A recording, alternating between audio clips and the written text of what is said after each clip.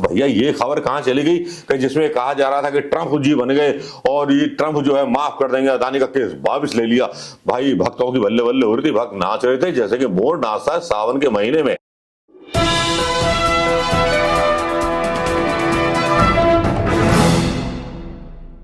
दोस्तों नमस्कार, मैं मनोज कुमार शर्मा एक बार फिर आपके बीच में। वास्तव में वोटर लिस्ट को लेकर के इतने बौखलाए हुए हैं भारतीय जनता पार्टी के लोग कि राहुल गांधी ने जरा सा सवाल क्या किया, बौखला गए। नहीं साहब, बात कुछ और है। बात ऐसी है कि जो अदानी मियाँ हैं, अदानी भाई साहब हैं, श्रीमान अदानी जी हैं, उनके ऊपर जो है बड़ा संकट गहरा रहा है। उनकी कंपनियां दिवालिया होने वाली हैं। आप सोच रहे होंगे यार क्या भैया, क्या कुछ भी बोलते हैं आप। अरे भाई हम सही कह रहे हैं कि अदानी की कंपनियां दिवालिया होने वाली हैं और उस पर जो मुकदमा चल रहा है उसकी वजह से फिंच ने भी अपनी रेटिंग कम कर दी है। जी हां, खबर देख सकते हैं गूगल पर। मतलब भैया सीधे सीधे डाला गया है, अदानी ग्रुप के शेयर को फिंच ने दे दिया है नेगेटिव लुक। 14 राज्यों में फैला है बिजनेस, यानी कि अदानी एनर्जी को फिंच ने नेगेटिव आउटलुक दिया है। अमेरिकी जांच के कारण एजेंसी पर यह एक्शन लिया गया है। नतीजे प्रभावित करने वाले हो सकते हैं कंपनी की क्रेडिट प्रोफाइल, और इसके बारे में पूरा विस्तार से दिया गया है कि अदानी का जो है घंटा बजने वाला है, जिसको लेकर के बाबा रामदेव भी बौखलाए हुए। बाबा रामदेव जो बौखलाए हुए वो अलग बताएंगे कि क्यों बौखलाए, किसके इशारे पर बौखलाए। शायद ऐसे प्रधानमंत्री मोदी जी बयान देते जैसे बाबा रामदेव ने दिया, लेकिन अदानी की बात चली तो अदानी की बात पर टिके रहेंगे। अदानी की बात पर एजेंसी ने चेतावनी दी है कि जांच के नतीजे कंपनी की क्रेडिट प्रोफाइल को प्रभावित कर सकते हैं। सोमवार को कंपनी का शेयर 1.53% तेजी के साथ 758.95 रुपए पर बंद हुआ था। फिंच ने एक बयान जारी किया, अदानी एनर्जी की नकदी और फंडिंग की जरूरत से जुड़े जोखिम कम हुए, लेकिन अमेरिकी जांच की कार्रवाई के आगे के नतीजे ये बता सकते हैं कि ग्रुप के कॉर्पोरेट गवर्नेंस प्रैक्टिसेस हमारी अपेक्षा से कमजोर हैं। इससे निकट से मध्यम अवधि में नेगेटिव रेटिंग की कार्रवाई हो सकती है। पिछले साल नवंबर में अमेरिकी अभियोजकों ने गौतम अदानी और उनके ग्रुप ने कुछ शीर्ष अधिकारियों पर आरोप लगाए थे। उन पर ग्रीन एनर्जी के ठेके हासिल करने के लिए भारतीय अधिकारियों को रिश्वत देने और ये बात अमेरिकी निवेशकों से छिपाने के आरोप थे। भैया ये खबर कहां चली गई कि जिसमें कहा जा रहा था कि ट्रंप जी बन गए और ये ट्रंप जो है माफ कर देंगे, अदानी का केस वापस ले लिया।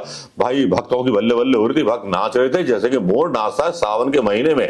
लेकिन बिना सावन के आए भक्त नाच रहे थे अपने पंख फैलाकर, पर फैलाकर, शब्दों के पर फैला करके। लेकिन यहां तो भैया बात उल्टी पड़ गई। यहां तो कुछ ऐसा निकला नहीं, बल्कि ट्रंप जो है भारत के प्रधानमंत्री मोदी जी को ही जो था बोलने लगा कि हमने झुका दिया, टैरिफ के लिए झुका दिया, ये कर दिया, वो कर दिया, दुनिया भर की बेइज्जती कर दी। अब चलिए राहुल गांधी ठहरे सीधे साधे, चलिए उनकी बात नहीं करते, अब बात करते हैं कि असली बात क्या है कि जो छुपाने की कोशिश की जा रही है मीडिया में। औरंगजेब इतना बड़ा राजा बताया जा रहा है। खैर औरंगजेब पर भी हमने अपना वीडियो बनाया, उसको देखने के लिए आप हमारे दूसरे खबर 24 चैनल पर देख सकते हैं। मतलब कौन ज्यादा बड़ा मतलब इस्लामिस्ट था और कौन सबसे बड़ा हिंदू विरोधी था, इसके बारे में भी। लेकिन ये वीडियो भी देखते रहिए क्योंकि पूरी जानकारी आपको होनी चाहिए कि अदानी पे कष्ट आखिर क्यों आया, बाबा क्यों बिलबिलाया। ये बहुत सारी चीजों से एक जुड़ा हुआ जोड़ करके आया। और ये खबर जो आई है 2 घंटे पहले की आई है इस खबर में, और ये नवभारत टाइम्स ने छापी है सबसे पहले खबर। और इसमें लिखा गया कि गौतम अदानी का कर्ज अपने सिर लेगा दुनिया का सबसे ताकतवर इंसान, जानिए क्या है प्लान। जी हां, अमेरिका में रिश्वत और धोखाधड़ी के आरोपों का सामना कर रहे गौतम अदानी के लिए राहत की खबर आई है। राहत की खबर क्या है भैया? हिंदुस्तान की बर्बादी की खबर है। दुनिया की सबसे बड़ी asset management company black rock और सबसे सफल हेज फंड्स में एक सिटाडेल कंपनी जो है, इसकी कंपनी खरीदने की तैयारी कर रही है अदानी की। अदानी ग्रुप के 750 मिलियन डॉलर के कर्ज के रिफाइनेंस का मामला इसमें आ रहा है, क्योंकि इतना पैसा इंडियन बैंकों के पास तो है नहीं। ब्लैक रॉक और सिटाडेल ने इसे खरीदने के लिए शुरुआत कर दी है, बातचीत करने की शुरुआत कर दी है। ब्लैक रॉक के सीईओ लैरी पिंक दुनिया के सबसे ताकतवर इंसान माने जाते हैं। दुनिया की सबसे बड़ी एसेट कंपनी ब्लैक रॉक और सबसे सफल हेज फंड्स में से एक सिटाडेल ने गौतम अदानी के कर्ज को खरीदने के लिए बातचीत करनी शुरू कर दी। सूत्रों के मुताबिक यह बातचीत 750 मिलियन डॉलर के कर्ज को खरीदने के लिए है कि जिसे अदानी ग्रुप रिफाइनेंस कराना चाहता है। अमेरिका में रिश्वत और धोखाधड़ी के आरोपों का सामना कर रहे अदानी के लिए डील एक बड़ी उपलब्धि हो सकती है। ब्लैक रॉक के सीईओ लैरी पिंक को दुनिया का सबसे ताकतवर इंसान माना जाता है। इसके वजह ब्लैक रॉक 10 ट्रिलियन से ज्यादा एसेट करती है भारत में। ब्लैक रॉक ने टाटा मोटर्स और रिलायंस जियो की फाइनेंशियल सर्विसेज के साथ भी साझेदारी की है। अब यहां पर हो क्या रहा है कि खबरें जो आ रही हैं थोड़ी आधी अधूरी बताई हैं नवभारत टाइम्स में, लेकिन और भी जो खबरें हैं वो बता रही हैं कि कर्ज में डूबे अदानी की अरबों डॉलर की संपत्ति पर अमेरिका की कंपनी का कब्जा हो चुका है। जो अभी तक छुपाया जा रहा सीटाडेल की 750 मिलियन डॉलर की खबर को अगर हम सच मानते हैं तो और जिस तरह की बातें हैं कि जब सर्विसेज में हिस्सेदारी की है, सब कुछ हुआ है, लेकिन पहले सरकारी संपत्तियां अदानी को मिली। जो सरकारी संपत्तियां अदानी ने हमारी भारत देश की खरीदी थी, अब अदानी उन्हीं संपत्तियों पर अमेरिका से कर्ज ले रहा है। देखिए ना, मोदी जी ने सेटिंग बिठाई अदानी के लिए और अदानी ने सेटिंग बिठाई अमेरिका की कंपनियों के लिए। क्या गजब का देशभक्त और राष्ट्र प्रेमवाद है। इसके ऊपर क्या चित्रा त्रिपाठी, अंजना ओम कश्यप, अमीश देवगन, इतने सारे राष्ट्रभक्त पत्रकार जो हैं, क्या बहस चलाएंगे। अब यह सौदा पहले से सेट था या अदानी की कंगाली ने बहाना बनाया गया। अदानी अंबानी के माध्यम से ब्लैक रॉक और ब्लैक स्टोन को भारत में इसकी मजबूत पकड़ क्यों दी जा रही है। क्या भारत के स्ट्रेटेजिक एसेट्स अब विदेशी कंपनियों के हाथ में सौंपे जा रहे हैं। क्या अब हमारी संसद और सरकार भी विदेशी लागत के इशारे पर चलेगी। मेक इन इंडिया का नारा देकर सेल ऑफ अमेरिका की साजिश रची गई और विपक्ष और मीडिया इस पर चुप्पी क्यों साधे हुए, मेरी तो ये समझ में नहीं आ रहा। हाँ, बाबा रामदेव जरूर बोला। बाबा रामदेव क्या बोले जरा सुन लीजिए। पॉलिटिकल कॉलोनाइजेशन भी देखा, इकोनॉमिक कॉलोनाइजेशन भी देखा और इंटेलेक्चुअल कॉलोनाइजेशन का एक नया दौर दुनिया में चल रहा है। इसी के बीच जब से अमेरिका के राष्ट्रपति ट्रंप का उदय हुआ है, उन्होंने टेररिज्म का एक नया विश्व कीर्तिमान रच दिया है। पूरी दुनिया के गरीब और विकसित देशों को जिस तरह से वो डरा रहे, धमका रहे हैं, उन्होंने लोकतंत्र की मर्यादाओं की धज्जियां उड़ा दी है।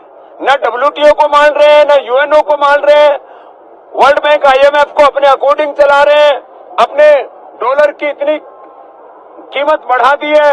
दूसरे जो गरीब और विकासशील देश हैं, उनकी करेंसी की कीमत इतनी घटा दी है। ये एक तरह का आर्थिक आतंकवाद है, ये टेररिज्म है। ये अलग तरह की दुनिया को एक अलग दौर में लेकर के जा रहे हैं। एक तरफ ट्रंप, दूसरी तरफ पुतिन, उधर शी जिनपिंग और किम जोंग का तो कोई भरोसा ही नहीं क्या करेगा। ऐसी तमाम परिस्थितियां जो दुनिया में एक भयावह बनी हुई है, ऐसे में भारत को शक्तिशाली बनाना होगा, विकसित बनाना होगा, नहीं तो पूरी दुनिया को एक महाविनाश की तरफ कुछ शक्तिशाली मुल्क ले जाना चाहते हैं। इसलिए हम सब भारतीयों को एकजुट होकर के एक सशक्त राष्ट्र का निर्माण करके इन सारी विध्वंसक ताकतों को जवाब देना पड़ेगा। रामदेव में देखिए किस तरह से बोला कि आर्थिक आतंकवाद, अगर इसका 1% भी प्रधानमंत्री मोदी जी बोलते तो वाकई कमाल हो जाता, धोती का फाड़ के रुमाल हो जाता। लेकिन प्रधानमंत्री धोती का फाड़ के रुमाल करने को तैयार नहीं है। अदानी की वजह से बेचारे भूपू जुबान पर ताला लगा करके बैठे हुए हैं। कभी बेचारे चिड़ियाघर में चले जाते हैं, कभी कहीं चले जाते हैं फोटो सेशन कराने, लेकिन यहाँ अदानी का जो है पूरा जहाज डूबने को तैयार है। और सवाल जो मैंने बताया आपको, सवाल ये उठ रहे हैं कि जो संपत्तियां, जो हवाई अड्डे, जो रेलवे स्टेशन और जो सरकारी संस्थाएं थी जो हवाले कर दी गई थी, अदानी को बेच दी गई थी, बड़े बड़े हवाई अड्डे, मतलब वो तो आप सबको पता है, सोशल मीडिया पे सबको पता रहता है यार, किसको नहीं पता कौन सी खबर। वो सब अमेरिका की कंपनी को सौंपने की तैयारी कर दी है, क्योंकि रीस्ट्रक्चरिंग करवा देना चाहता है अपने कर्जे की, और इसी बहाने इसका सौदा कर देना चाहते हैं अदानी साहब ब्लैक रॉक, ब्लैक स्टोन नाम की कंपनी को। जी हाँ, ये कंपनी जो है इस हालत में कि ये सब चीजें खरीदने लगेगी। सवाल तो यही उठ रहे हैं, क्या इनडायरेक्टली इसलिए दिलवाया गया था कि ट्रंप को फायदा करा सके। वैसे ट्रंप के बारे में एक खबर ये भी आ रही है कि ट्रंप जब जवान थे, 40 साल की उम्र के थे, और इन पर जो था $16 लाख मिलियन का कर्ज था, तब उसके बाद उन्होंने रशिया की यात्रा की थी, और रशिया से आने के बाद उनकी किस्मत का सितारा चमक गया और फिर धड़ाधड़ लोन मिला, और कहां तो बैंक करप्ट थे, कहां एकदम से अरबपति बन गए। क्या इस तरह का भी सत्ता का लालच होता है, या इस तरह की रूस का कोई एजेंट अमेरिका का राष्ट्रपति बन सकता है, या हमारे यहां भी ऐसा कुछ हो सकता है क्या कि हमारी परिसंपत्तियां दूसरों को बेची जाए और फिर अदानी की कंपनी से वो चीजें सारी खरीद ली जाए। तो इसका मतलब क्या हुआ? कौन है असली देशभक्त, या कौन है जो देश के लिए काम कर रहा है और कौन नहीं है जो देश के लिए काम नहीं कर रहा?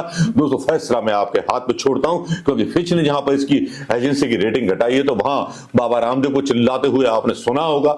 तो लेकिन क्या ऐसे प्रधानमंत्री प्रधानमंत्री मोदी को या अदानी को चिल्लाते हुए देखा कि चुपचाप सारे काम हो रहे हैं, औरंगजेब की भांग आपको पिलाई जा रही है, शुक्रवार को जुमे की नमाज और होली का दोहाई देकर के सारी डिबेटें चलाई जा रही हैं यहां पर, लेकिन रोजगार के अवसर जो पैदा कर सकते थे उद्योग धंधे, उनकी लंका लगाई जा रही है। दोस्तों बस इतना समझ लीजिए, एक आग का दरिया है, गुजर के जाना है, अब क्या बोले, शेरो शायरी भी भूल गए। वैसे खबर पर आपका रिएक्शन दोस्तों। नमस्कार, जय हिंद।